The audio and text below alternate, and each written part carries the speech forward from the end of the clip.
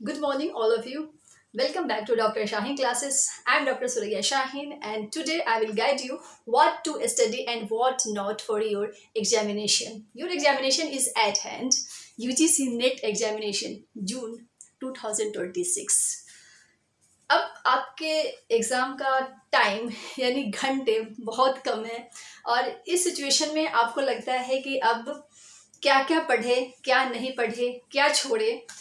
तो देखिए, ये जो टाइम होती है लास्ट की जो 48 आवर्स होती है, 24 आवर्स होती है, ये बहुत ही इंपॉर्टेंट होता है आपके लिए, क्योंकि ये वो टाइम होता है जब स्टूडेंट्स को समझ में नहीं आता है कि अब क्या करना चाहिए।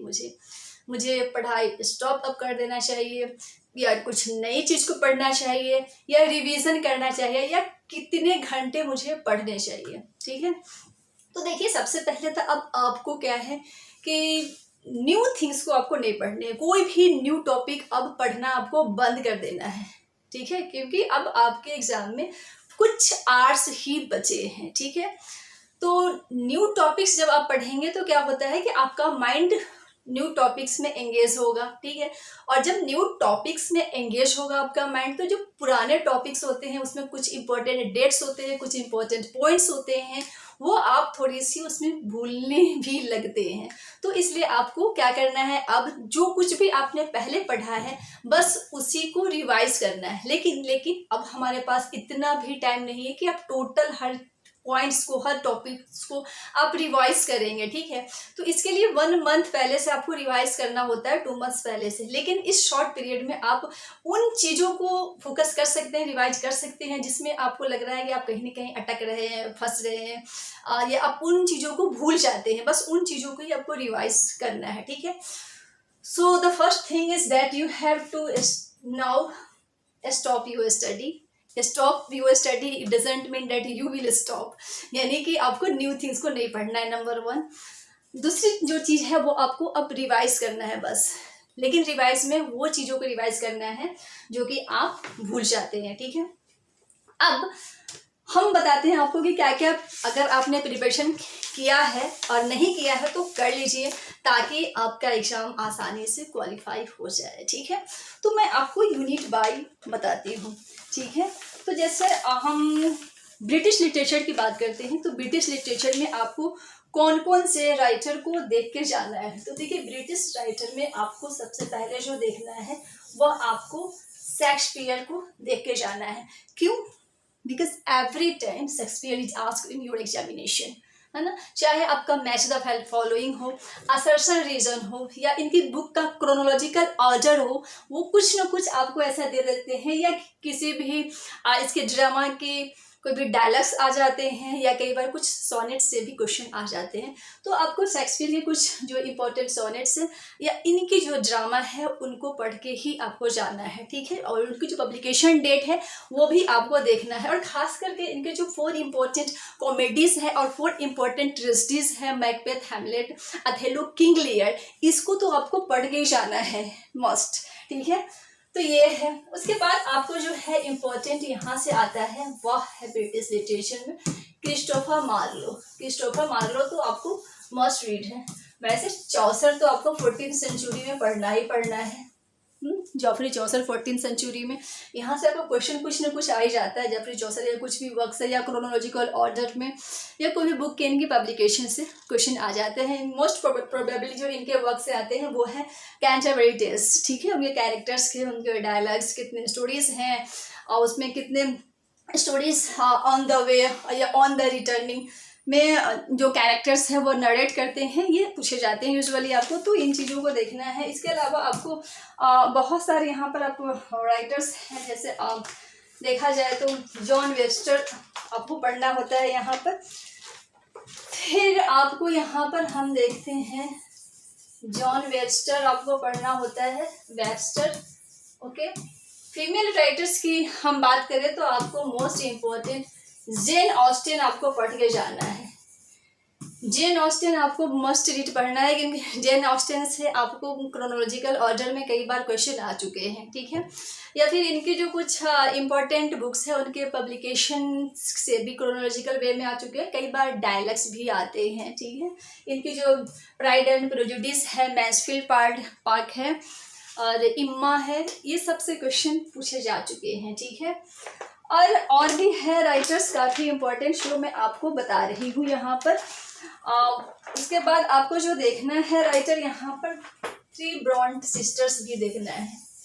3 ब्रॉन्ट सिस्टर्स, ये 3 ब्रॉन्ट सिस्टर्स जो है वो विक्टोरियन फीमेल नॉवेलिस्ट है, और ये जो है अपनी शिरोनिम में इन्होंने लिखा है, ठीक है। ये 3 ब्रॉन्ट सिस्टर्स कौन कौन है? एन ब्रॉन्ट, शार्लोट ब्रॉन्ट और इमिली ब्रॉन्ट, है ना। तो इन तीनों के जो वर्क्स हैं वो आपको पढ़ के जाने हैं, ठीक है। उसके अलावा हम देख लेते हैं और भी राइटर्स हैं, ड्रामेटिस्ट हैं जो आपको पढ़ के जाने हैं। मैं बता देती हूँ, जॉन गैल्सवर्दी आप देख के जाना, जॉन गैल्सवर्दी। जीवी शाह आपको तो पूछते हैं, ठीक है। जीवी शाह से आपको क्वेश्चन हमेशा एग्जाम में आता है, तो जीवी शाह आपको देख करके जाना है, ठीक है। उसके अलावा आपको जॉर्ज ऑरवेल, ये मैं उन राइटर्स को हाईलाइट कर रही हूँ जो मोस्ट इम्पोर्टेंट है। जॉर्ज ऑरवेल से भी आपको क्वेश्चन एग्जाम में हमेशा आता है, ठीक है। उसके बाद हम देख लेते हैं आगे राइटर्स। हाँ, अल्डस हक्सले आपको पढ़ के जाना है, अल्डस हक्सले, इनके पढ़ के जाना है। George Orwell 1984। उसके बाद आपको H.G. वेल्स पढ़ के जाना है। H.G. वेल्स, इनके जो भी वर्क्स हैं वो आपके पढ़ के जाना है। रडियाज कीपलिंग पढ़ना है आपको, रडियाज कीपलिंग पढ़ के जाना है आपको, ठीक है। अब अगर हम मॉडर्न ड्रामा की बात करें तो मॉडर्न ड्रामा में आपको बहुत सारे राइटर्स हैं, जैसे हेनरिक इब्सन है, हेनरिक इब्सन पढ़ के जाना है आपको। हेनरी इब्सन के जो भी डॉल्स हाउस है उससे कई बार क्वेश्चंस आ चुके हैं, घोस्ट से भी क्वेश्चन आया हुआ है आपके एग्जाम में, तो ये सारा आपको देख के जाना है इनका।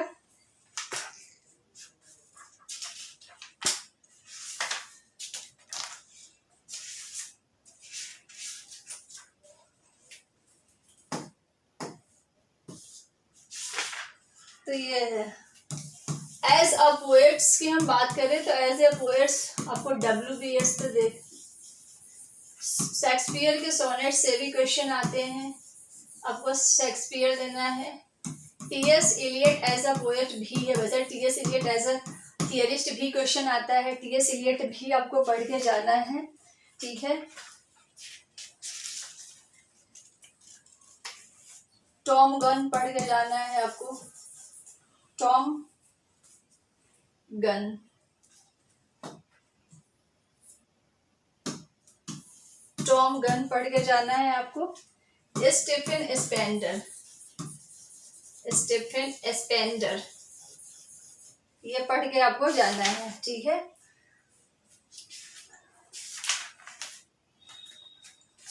उसी तरह से मॉडर्न ड्रामा में अगर हम देख ले तो सैम्यूल बेकेट पढ़ना है आपको, सैम्यूल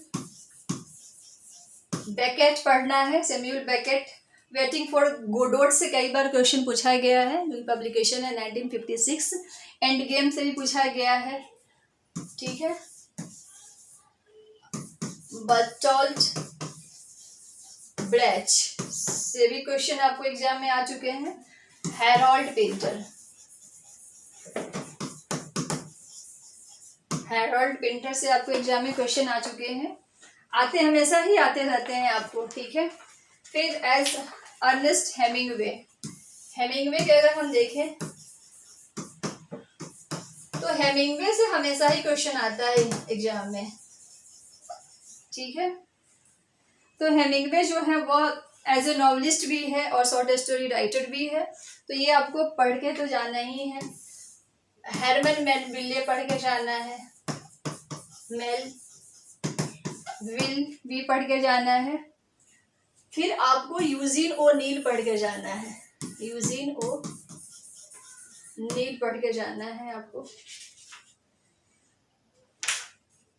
तो इस तरह से आपको ये सब राइटर्स जो है उससे एग्जाम में आपको क्वेश्चन आते ही आते हैं। उसके अलावा हम अगर देख लेते हैं आगे चलकर कल्चरल स्टडीज़ से। कल्चरल स्टडीज़ जो है आपका मोस्ट इम्पॉर्टेंट पॉइंट है, जहाँ से एग्ज़ाम में बहुत सारे क्वेश्चंस पूछे जाते हैं। तो कल्चरल स्टडीज़ में आपको कौन कौन से राइटर पढ़ना है? कल्चरल स्टडीज़, ठीक है, क्योंकि कल्चरल स्टडीज़ एक ऐसा टॉपिक है जिसमें मोस्ट ऑफ स्टूडेंट्स को समझ में नहीं आता है कि कैसे इसमें आंसर देना है। एंटोनियो ग्रैम्सी पढ़ के जानना है।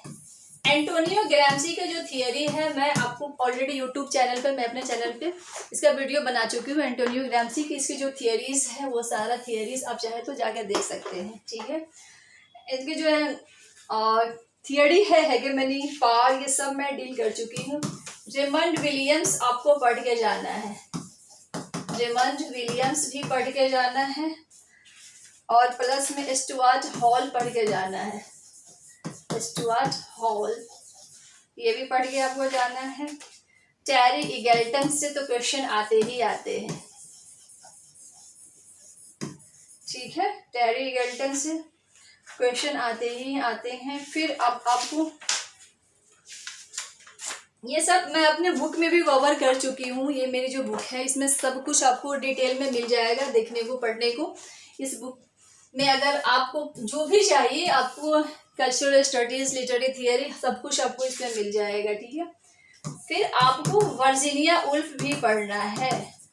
वर्जीनिया वुल्फ को हम दोनों में रखते हैं, कल्चरल स्टडीज़ में और लिटरेरी थियरी एंड क्रिटिसिज्म में भी पढ़ना होता है। फिर Simone de Beauvoir, Simone de Beauvoir, ठीक है, ये आपको पढ़ना ही है, पढ़ना है। Simone de Beauvoir who says one is not born but becomes a woman, the second sex, where she says. Helene Cixous आपको पढ़ना है, हेलेन सक्सेस की थियरी भी पढ़ के जाना है आपको। इलेन शोवाल्टर से तो क्वेश्चन आते ही हैं, इलेन शोवाल्टर से एग्जाम में हमेशा क्वेश्चन आते हैं। इनका जो है 3 फेस है, feminist face, feminine face and female face, ये भी क्वेश्चन एग्जाम में आ चुका है। 3 फेस थे, उसमें से कौन सा ऐसा फेज है जो इलेन शोवाल्टर ने नहीं मेंशन की है, वो क्वेश्चन था आपको। और जूलिया क्रिस्टेवा, जूलिया क्रिस्टेवा आपको पढ़ना है। उसके अलावा जूडिथ बटलर पढ़ के जाना है आपको, जूडिथ बटलर, ठीक है। केट मिलेट पढ़ के जाना है, केट मिलेट, इनकी थियरी पढ़ के जाना है। उसके अलावा बेल हुक्स पढ़ना है आपको, बेल हुक्स पढ़ना है। लुइस आइरेगरी भी पढ़ना है, लुइस आइरेगरी ये भी पढ़ना है। उसके बाद जो है आपको पढ़ना है स्ट्रक्चरलिज्म में भी आपको बहुत सारे ऐसे राइटर्स हैं जो कि पढ़ना होता है। फिर पोस्ट स्ट्रक्चरलिज्म पढ़ना है।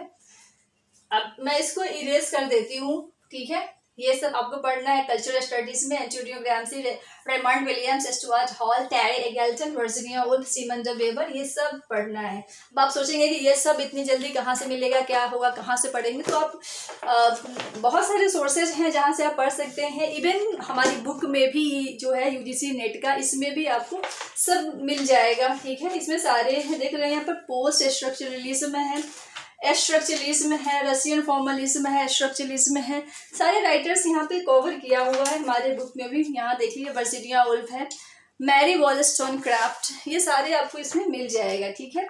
अब आपकी मर्जी, आप कहीं से भी पढ़ सकते हैं, किसी भी सोर्स से आप पढ़ सकते हैं, ठीक है। बट सोर्स जो भी है, जो भी सोर्स आप यूज़ कर रहे हैं स्टडी के लिए, वो ऑथेंटिक होना चाहिए, ठीक है। क्योंकि कई बार क्या होता है, स्टूडेंट्स गलत सोर्सेज से पढ़ लेते हैं, तो इन्फॉर्मेशन जो है, सही इन्फॉर्मेशन आपके पास नहीं आ पाता है, फिर आप सही ढंग से प्रिपरेशन नहीं कर पाते हैं, ठीक है। अब लिटरेरी थियरी एंड क्रिटिसिज्म की हम बात कर लेते हैं। लिटरेरी थियरी एंड क्रिटिसिज्म, जहाँ पर स्टूडेंट्स बहुत ज़्यादा स्टक होते हैं। तो लिटरेरी क्रिटिसिज्म एंड थियरी में कहाँ से आपको पढ़ना है, तो देखिए लिटरेरी थियरीज में सबसे पहले आपको फंक्शंस ऑफ क्रिटिसिज्म भी पढ़ना है। क्योंकि कई बार जो टाइप है क्रिटिसिज्म का, उससे भी क्वेश्चन पूछा जाता है, ठीक है। हमारे बुक में भी ये सारा दिया हुआ है, functions of criticism, development of literary criticism, यानी लिटरेरी क्रिटिसिज्म का डेवलपमेंट कहाँ हुआ, कैसे हुआ, ये सब आपको मिल जाएगा यहाँ पे, ठीक है। इस तरह से आपको लिटरेरी क्रिटिसिज्म में आपको न्यू क्रिटिसिज्म पढ़ के जाना है।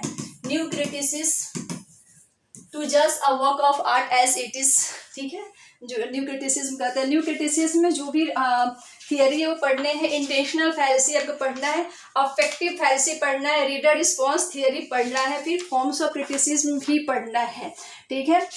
और जो जो इम्पोर्टेंट है मैं आपको बता देती हूँ। आपको प्लेटो इसमें पढ़ना है, प्लेटो से स्टार्ट करना है, प्लेटो पढ़ना है, प्लेटो का थियरी पढ़ना है, प्लेटो का थियरी ऑफ माइमेसिस भी पढ़ना है, वाई प्लेटो कंडेम्स पोएट्री ये भी पढ़ना है, क्योंकि यहाँ से भी क्वेश्चन आ गया है कि कैसे प्लेटो जो है पोएट्री को कंडेम करता है, किस बेस पे करता है, तो आपके पास ऑप्शंस इसमें दिए जाते हैं, फिर आपको मार्क करना होता है, ठीक है।